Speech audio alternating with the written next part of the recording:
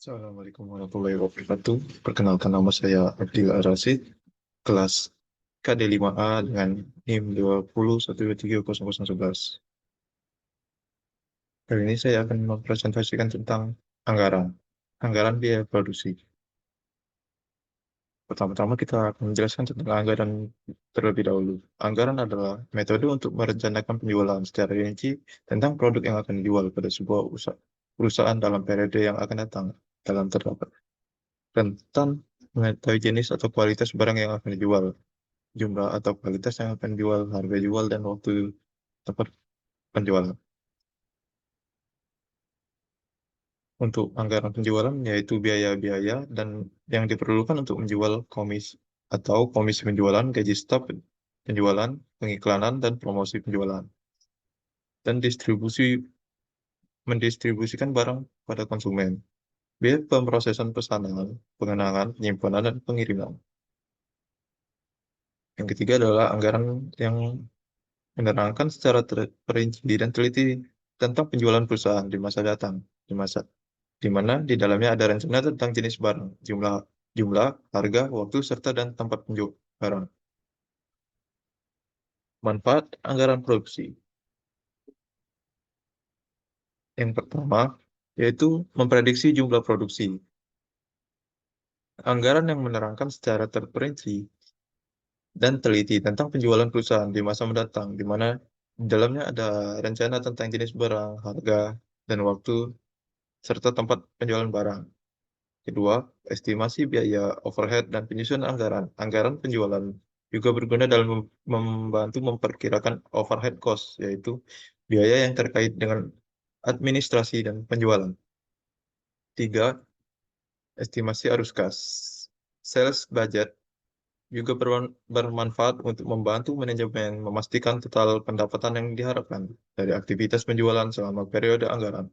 Dengan begitu, manajemen bisa terbantu dalam mengawasi posisi likuiditas perusahaan. 4. Ukuran kontrol. Dengan pentingnya untuk mengukur kinerja tim penjualan dan angka penjualan adalah pilar di masa semua divisi lain tergantung manajemen. Dapat terus memeriksa angka penjualan aktual dari angka yang dianggarkan. Dengan demikian, pengecekan penyimpanan dari anggaran bisa dilakukan dengan tepat waktu, sehingga dapat mengambil tindakan yang efektif untuk mengisi kesenjangan tersebut.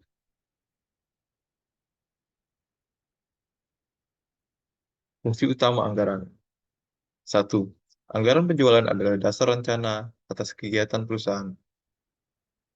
Kedua, anggaran penjualan sebagai alat koordinasi dan mengarahkan setiap pelaksanaan divisi pemasaran, anggaran penjualan sebagai alat pernegosiasian, dan keempat, anggaran penjualan sebagai alat pengawasan bagi manajemen. Faktor-faktor yang mempengaruhi penjualan, yaitu ada dua faktor, yaitu faktor internal dan eksternal. Faktor internal adalah data informasi dan pengalaman yang terdapat dalam perusahaan sendiri. Faktor internal tersebut juga memiliki beberapa faktor antara lain berupa: satu, penjualan tahun sebelumnya yang meliputi kualitas, kuantitas, dan harga, maupun waktu tempat penjualan. Kedua, kebijaksanaan perusahaan yang berhubungan dengan masalah penjualan. Ketiga, kapasitas produk yang dimiliki perusahaan, serta kemungkinan perluasan waktu yang akan datang. Tiga, tenaga kerja yang tersedia. Empat, modal kerja yang dimiliki perusahaan. Empat, fasilitas lain yang dimiliki perusahaan. Selanjutnya, faktor eksternal. Dalam data informasi yang mengalami yang terdapat di luar perusahaan, tetapi di mana mempunyai pengaruh terhadap anggaran penjualan perusahaan. Faktor eksternal tersebut juga memiliki beberapa faktor antara lain berupa: satu, keadaan persaingan di pasar. Kedua, posisi perusahaan dalam persaingan. Tiga, tingkat pertumbuhan penduduk. Empat, tingkat penghasilan masyarakat. Lima, estilitas perintah terhadap harga barang yang dihasilkan perusahaan, demand elasticity. Enam, agama dan budaya masyarakat. Tujuh, berbagai kebijaksanaan pemerintah. 8. Keadaan perekonomian nasional maupun internasional. 9. Kemajuan teknologi. Selanjutnya adalah soal. Terdapat tempat jual beli motor yang menjual motor ingin membuat forecast 6 tahun mendatang. Data tahun penjualan sebagai berikut, yaitu dari tahun 2001, 2002, sampai 2005, dengan penjualan 90, 150, 200, 170, dan 100. Hitunglah forecast 6 tahun mendatang dengan metode trend moment. Untuk pertama, kita harus mencari X-nya, XY, kuadrat, dan XY. Y adalah dari penjualan, dan X adalah jumlah dimulai dari 0 dari tahun. X kuadrat adalah hasil dari X kali X. XY adalah hasil dari perkalian dari X dan Y.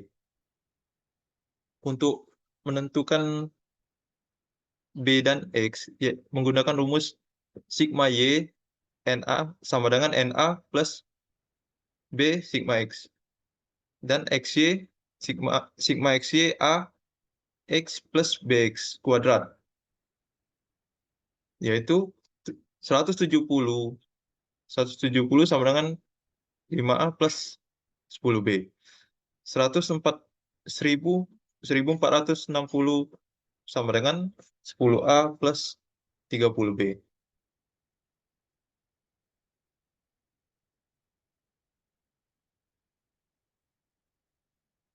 Karena nilai A tidak sama, maka untuk menyamakannya nilai 710, 5A, dan 10B dikali 2 untuk menyamakannya. Karena dikalikan menjadikan 1420 sama dengan 10A plus 20B. Yang selanjutnya adalah 1460 sama dengan 10A plus 30B. Dari data tersebut akan dikurangi, yaitu minus 40 sama dengan 10B, karena untuk mencari B akan dikali silang, B sama dengan 4. Untuk selanjutnya kita akan melakukan substitusi, yaitu pertama-tama akan menggunakan data yang pertama, yaitu 710 sama dengan 5A plus 10B. 710 sama dengan 5A plus 10B. Nah, 4 ini dapat dari B yang kita cari tadi. Berarti 4 kali 10 yaitu 40. 710 dikurang 40 dengan 5A yaitu 670 sama dengan 5A. A sama dengan 134. Dapat dari mana 134? Yaitu 170 dibagi 5, yang menjadi 134. Maka persamaan trennya adalah Y sama dengan A plus BX, Y sama dengan 134 kali plus 4X. Maka forecast berikutnya itu untuk 2006 menggunakan rumus tadi, Y sama dengan 134 plus 4. Untuk X-nya diketahui dari tahun tadi, yaitu memiliki 5 tahun, akan dikalikan 5. X-nya berarti 5. Berarti 4 kali 5, 20. Berarti 134 ditambah 20, yaitu 154, dan seterusnya.